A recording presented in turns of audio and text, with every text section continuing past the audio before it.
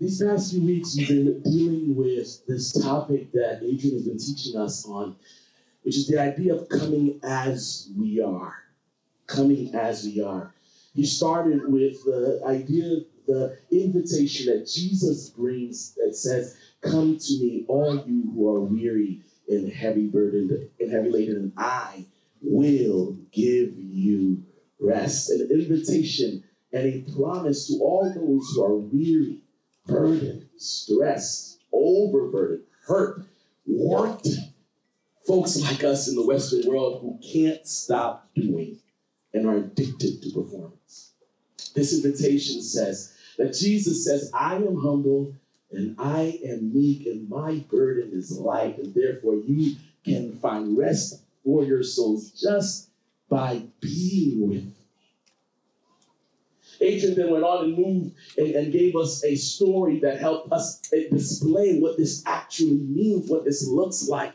And there we are into the house of Mary and Martha. And there at the house of Mary and Martha, we find Mary sitting at the feet of Jesus. A place where she shouldn't be. She shouldn't be there. She shouldn't exist there. But again, the idea of come as you are. She comes at the feet of Jesus. And Martha, of course, is working hard, anxious, stressed out in the kitchen, trying to make sure everything looks great for her guests, trying to make sure things look good at her home. The anxiety and the stress of what will they say? Will they like my food? Will it be good enough? Will anyone have allergies? Did I check on this? Did I check on that? Did someone clean the bathroom last night? Did this happen? Do I have enough tissue paper? Do I have this? Do I have that? The anxiety of all it takes when we open up our homes and become vulnerable to onlookers. She's dealing with that stress in the kitchen, and she recognizes that her sister is unstressed, unburdened, not preoccupied by the thoughts that run through her mind. And she goes, "Oh, what is going on here? Why are you not worried?" In our family, I'm the worrier. My wife is more of a Sabbather.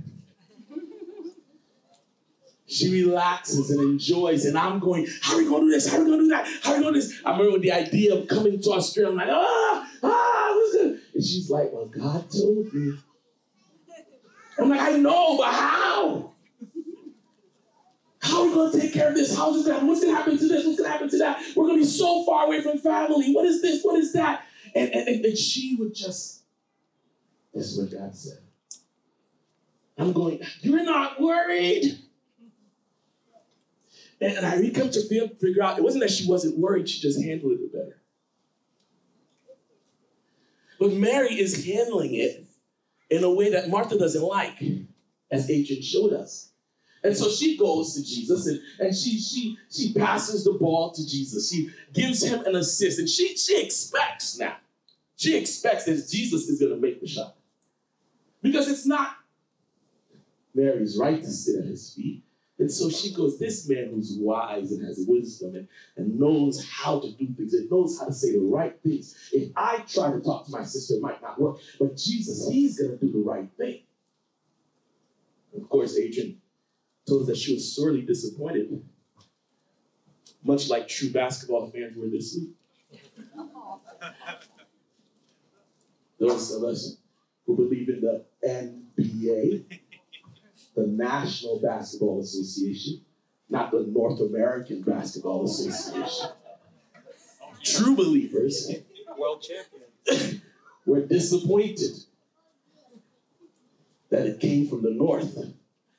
We pass the ball to Steph Curry, and we expect this man who knows how to shoot from the three-point line will certainly make it. But he misses. And my heart, along with all the true believers, they're very disappointed. Martha, too, was disappointed at Jesus' answer. But Jesus told her, "Look, there's only one thing that's actually necessary." And Mary has chosen the better way of doing things. Jesus invites Martha and the rest of us to realize that we are better by being and not by doing. That we become better by being with and not doing for. That it is in our spending time with that we become transformed, not our spending energy for. And from the very beginning, God was trying to help us understand that we are human beings and not human beings. But we live in a society that rewards those who do. I don't know about you, but I often deal with this idea of performance and production and getting to do, achieving more, trying to get this done, trying to get that done, trying to accomplish more. I used to be proud of the fact that I had back-to-back meetings from 9 a.m. to 9 p.m. and that I was on this board and this committee and that I had to do this and do that and that my days were so packed that I barely got home. I used to be so excited to say, I am not a lazy pastor. I work hard. Being surrounded by a church that was full of corporate executives and those who traveled in on Monday and then left by Friday and was in this country and that country. I was surrounded by people who had so much to do. And I had to prove that although I don't get paid as much as you do, I work hard too. My job is just as important. And I realized, and even more so when I moved to Australia, that all my doing didn't accomplish much. We live in a toxic world that says that we have to do more in order to become more. We are intoxicated by performance. We want to accomplish. We live in a world where there's a 24-hour cycle. At any point, at any time, you're connected with people who are doing. Across the globe, things are happening. On your social media page, so-and-so just got 2 kids and you only have 1. The other person is married already. Weren't you the one that was supposed to be married first? So-and-so got a house now. And all of their accomplishments are posted. None of their mistakes. None of their struggles. But we are enthralled by being first, by being next, by being the one out of duty, out of desire, out of enjoyment, out of reward. We want to do. We want to accomplish. We want to get the job done. We don't want to be the ones that are lazy.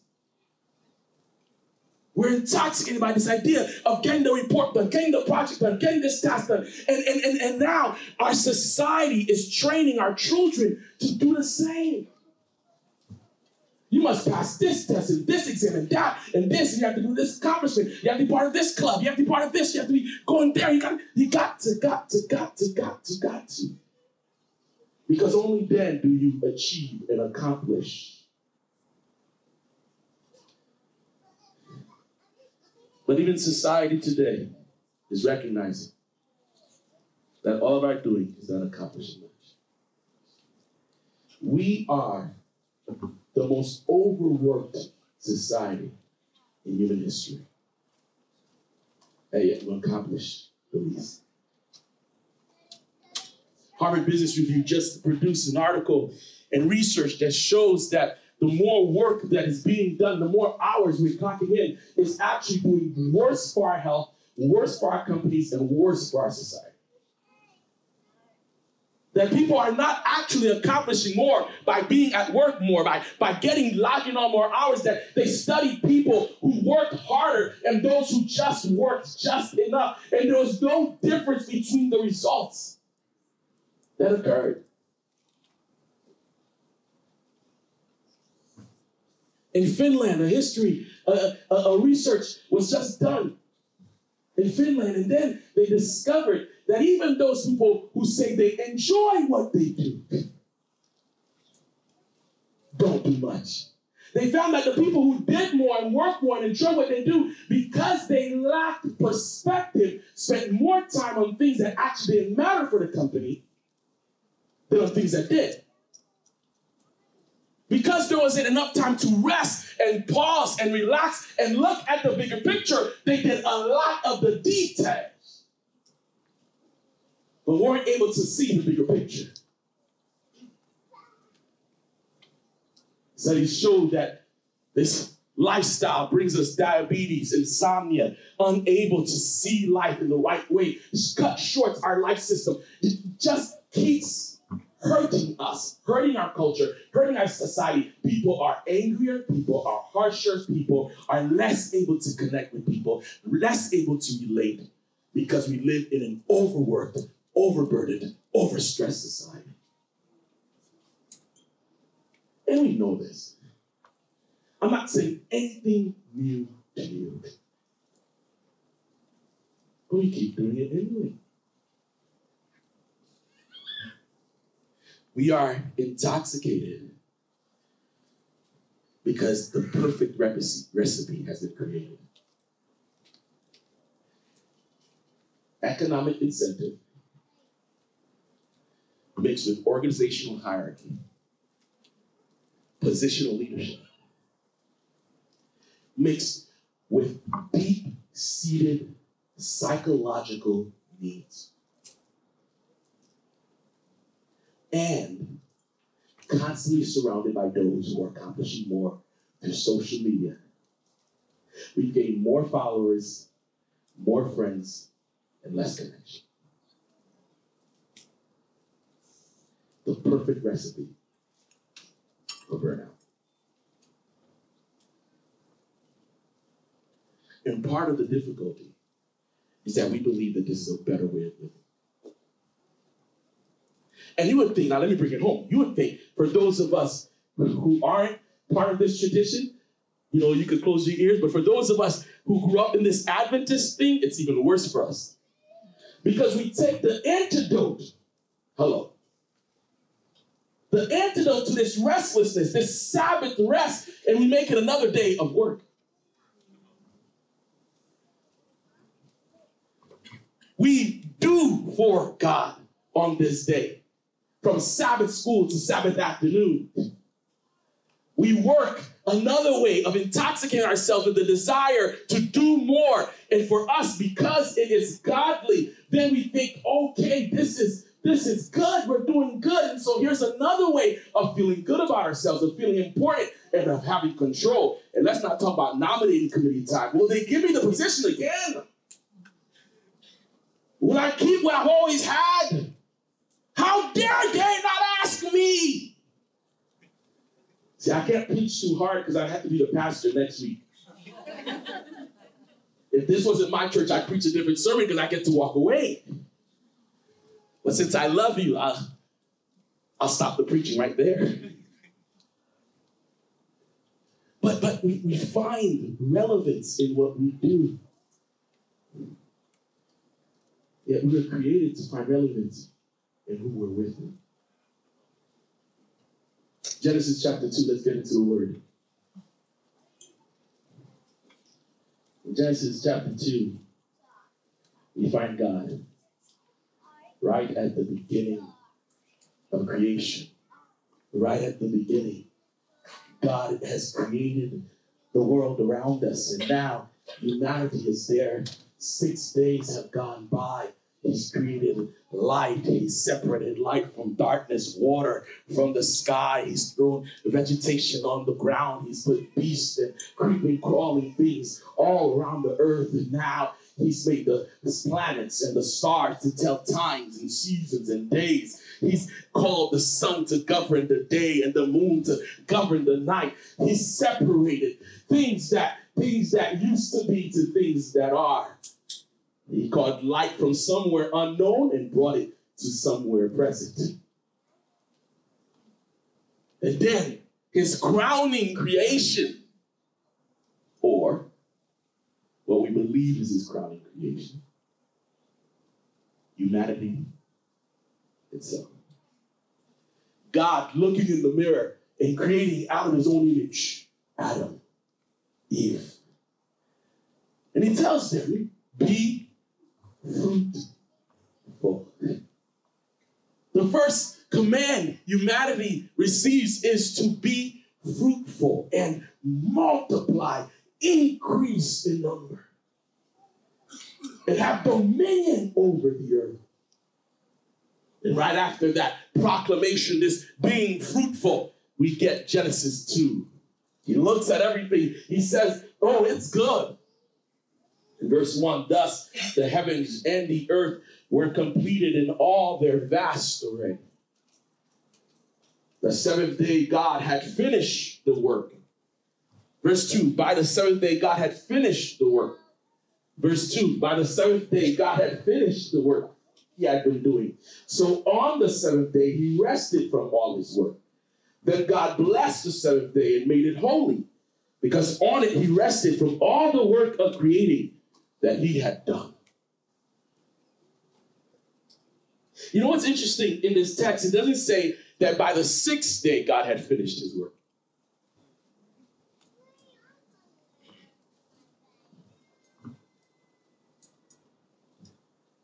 That means something was created on the seventh day. Hello? It would seem logical to say that at the end of the sixth day, God was done the creating process. And on the seventh day, he's resting from the work that he had already completed. But the work is done for God in resting he is doing.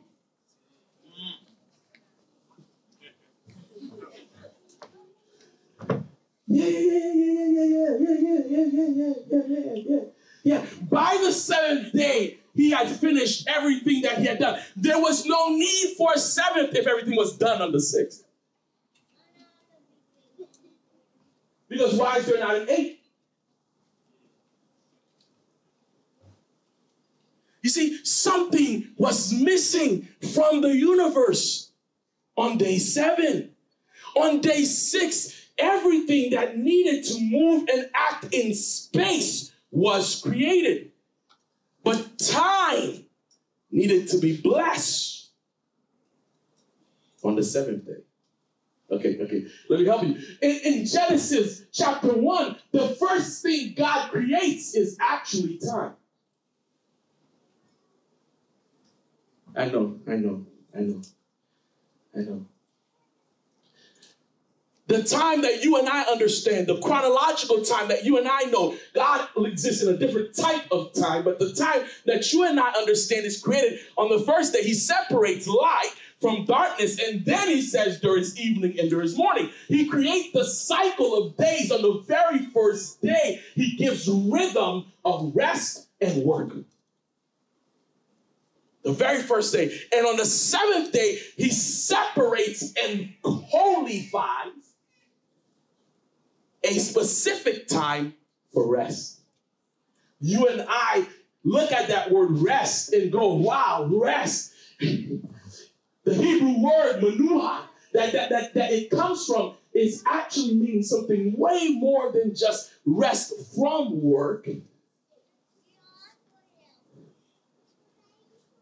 Abram Joshua Heschel talks about it.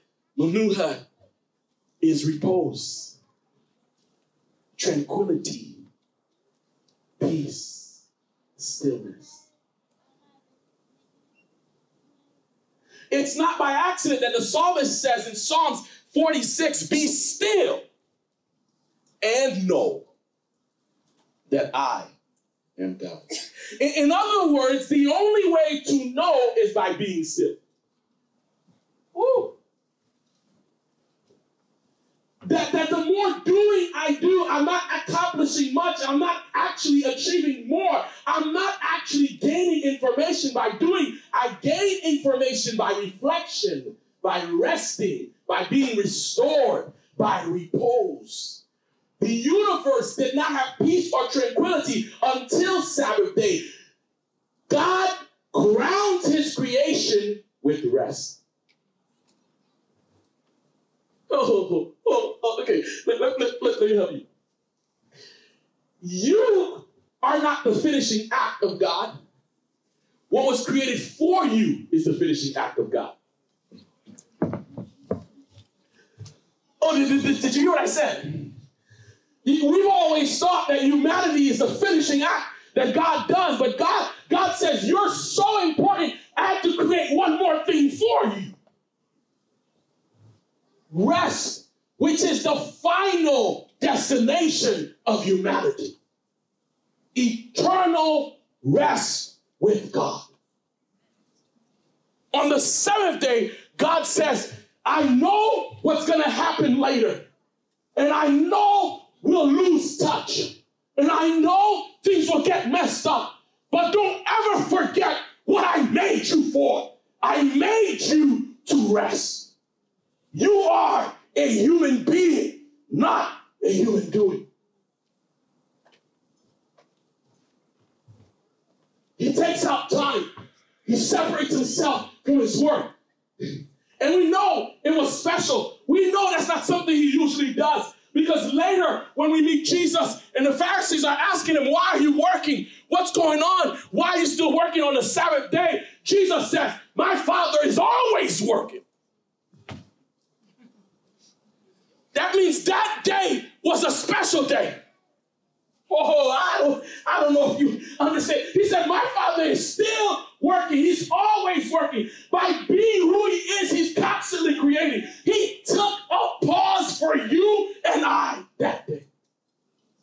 Oh, man. He took the day off. He didn't go into work because something more important had occurred. His time with his kids. Oh, my gosh. I wish you could grasp what I'm saying. He looked at everything he made and he paused and he stopped. He rested. He called everybody off and he said, now it's time for me and my children. The problem you and I have with this seventh-day Sabbath is because it's the first time in the week we've entered the rhythm of rest and work. But God shows us, God prepares us for Sabbath because it's not the first time God has purposefully paused. See, on day one, he separated the light from the darkness and he says, and he saw that the light was good. By the way, when you read the whole case, this is bonus. This is bonus. You'll go read at it, send me some emails later. But when you look at Genesis, God never said that the darkness is good. He said that the light is good. And this is why Sabbath is necessary. Because Sabbath allows you, pausing, resting, allows you to celebrate the progress you've made without looking at what is still unaccomplished. Because it's not until Revelation 21 that he gets rid of the darkness. It's in Revelation 21 we see, and there is no night there because God is its light.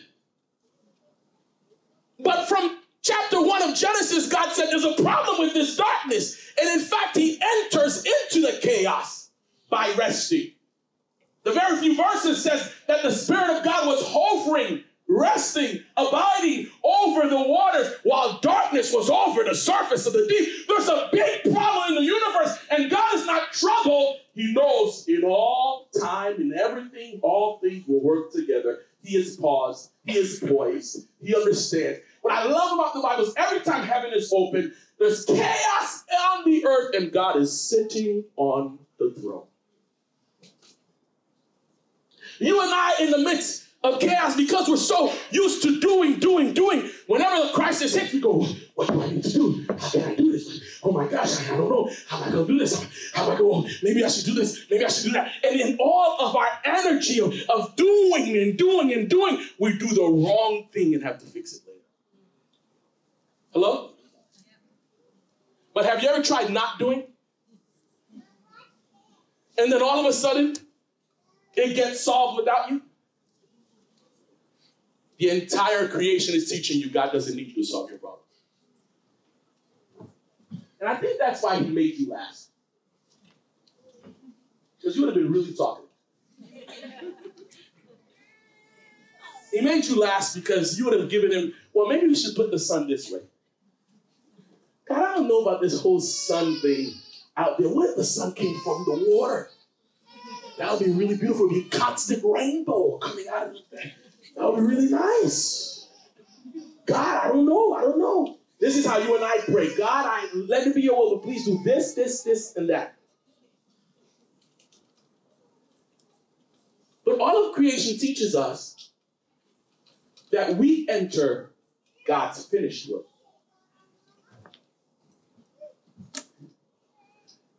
That you and I come in when God is done. So Sabbath on the seventh day is actually practiced throughout the week. God creates one thing, purposefully pauses, reflects on what is done, and says, that is good. And it was evening, and it was morning, the next. He comes in, creates one thing, looks at it, sees what's done, pauses, goes at it again. Could God not have just thought all those things into existence in one day? Why do you think he's doing it? He is creating for you and I the rhythm of becoming. The way we are transformed is by intentional work and then purposeful pause. In the pause, I figure out what I need to do tomorrow. I reflect on what needs to get done. But often we are hurried and rushed, trying to accomplish more and getting less done. But I have to be honest, this didn't come from nowhere. In Genesis chapter 3, verse 5, here is where the problem began. God created us and made us into his image, made us to look like him, made us to be like him, and yet, an enemy comes our way and starts putting in other ideas in our mind. The idea that he's placed in our mind is, although we are made to be like God, we must do something to actually be like God. The devil says to Eve, for God knows. Look at this. Do you see the insinuation, the idea that God is keeping something from you? For God knows that when you eat, once you do this, when you eat from it, your eyes will be open. And you will be like God, knowing good and evil. Did someone not tell Eve that in her being with God, she was already becoming like God? This is the first Martha we see. Martha, run to the kitchen, then you could please. But just by being. In Genesis chapter 3, we recognize later that God had a custom of coming in the cool of the day and walking with them. So he actually expected work to be done. And in the evening, he would walk with Adam and Eve. And that day when Eve messes up and listens to the enemy, that day, God comes back looking for the people he walks with in the evening, because it is through intimacy that they will become transformed. And he asked the question that I think God is still asking today. Where are you? Where are you? And we continue to give the same answer that Adam gave. We were afraid. Afraid to lose face. Afraid to look lazy, afraid to look like we're not good enough, afraid to be incompetent, afraid to lose money, afraid to lose our job, afraid to lose our husbands, afraid to lose our children. We're afraid. And out of fear, we do. But God is calling us back. Come to me, all you who are weary and heavy laden, and I will give you rest. The first day humanity had was the Sabbath day. A day to be with and not do for. To be with God is what brings on transformation. Paul tells us this secret, 2 Corinthians 4, verse 17.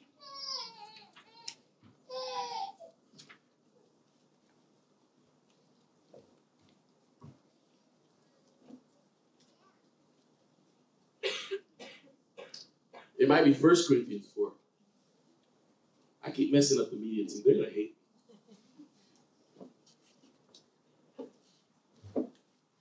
Somewhere there, 1 Corinthians 4:17, I think says, now the Lord is the Spirit. And where the Spirit of the Lord is, there is freedom. Okay, I'm still wrong.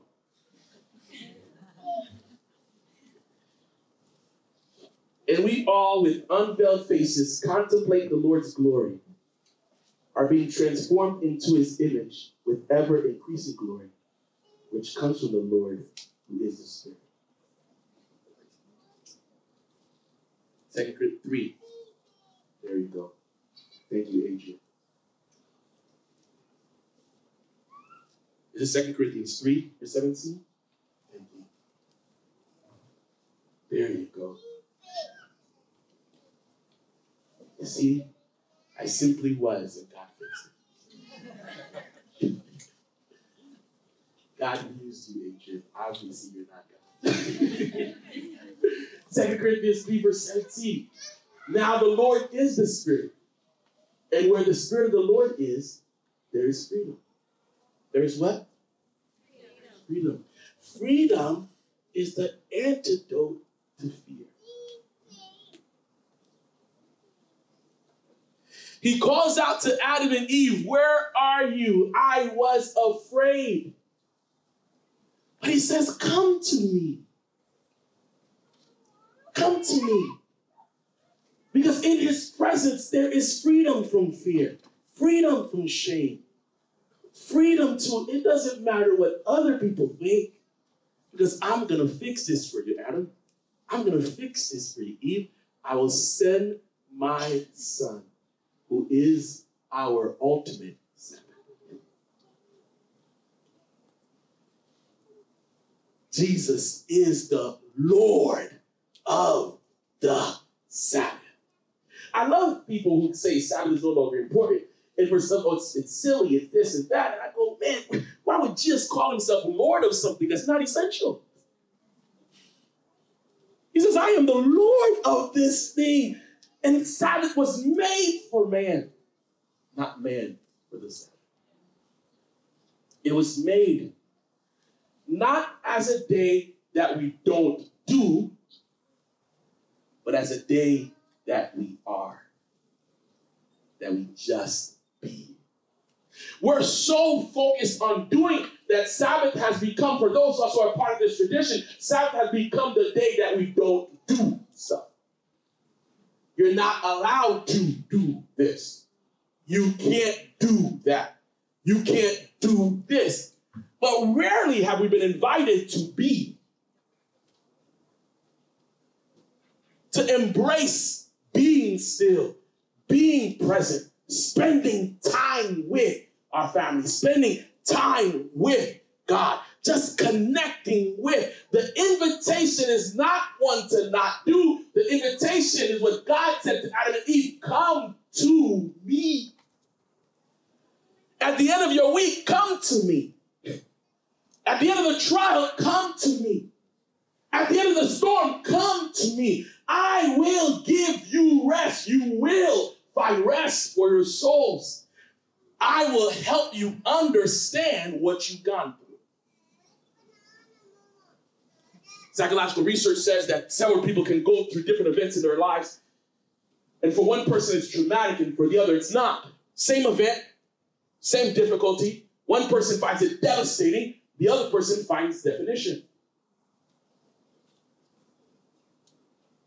Finds meaning. Same event. And the difference, they say, is perspective. One person moves from the pain to trying to solve the pain. The other person reflects on the pain, processes the pain.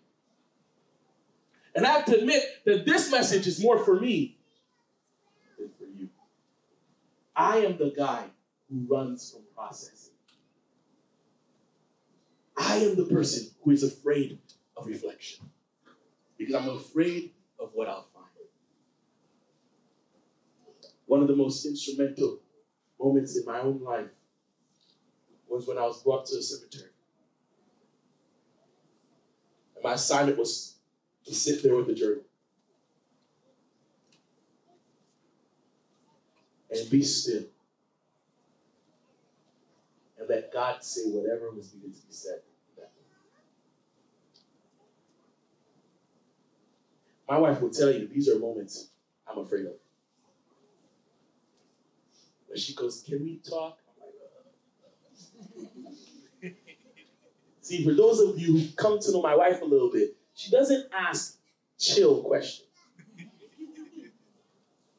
I tell her she's a nurse, but I tell her you're meant to be a psychologist, a therapist of sorts, because truthfully, you ask deep questions. It's not like, "Hey, let's check in." Okay. Who are you in this season? Could we have started with like something like, "Would you like to eat?" But these moments of reflection, these moments of contemplating and processing what is happening in our lives is necessary for us to become who we're meant to be. It is where the Spirit of the Lord is, there is freedom, and it's by beholding we become transformed. So it is by being with God, not doing for God, that changes us. And so, here's your homework. This week, as we deal with detox, this idea of detoxifying our lives from the tension of time consumption, releasing time so that we can spend time appropriately, so that out of our being with, we can become better. Our homework this week, watch this, is to carve out time in your world to be still and know that He is God. Martin Luther said he had a difficult time coming, so he had a difficult time coming. Whenever there was difficulty arising, he would spend more hours in prayer, not less.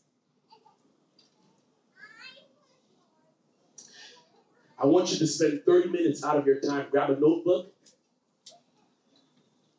Go out to the yard, to the river, somewhere this week. Carve out time. Grab a journal and hear what God is saying to you. Here's the promise. He says, "Be still and know." That means the promise is the moment I am still, I will come to know.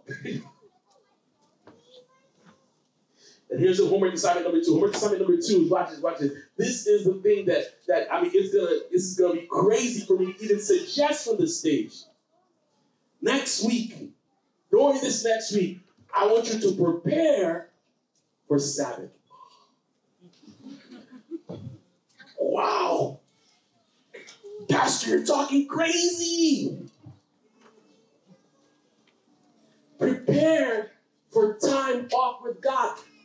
Carve out space in your world so that your next Sabbath can be spent being and not doing. Purposefully pause so he can process progress. Purposefully pause. Because you and I were created to be human beings and not human beings. So carve out time this week and then prepare for Sabbath by preparing to actually rest. I know it's difficult. It's difficult for me. I'm talking to you about a day that's the most work in my career. But I too must embrace time with me, time with God, time with my family. Because I too was made to be human. And it is out of our being that we become better human beings, not of our doing. So have a beautiful Sabbath.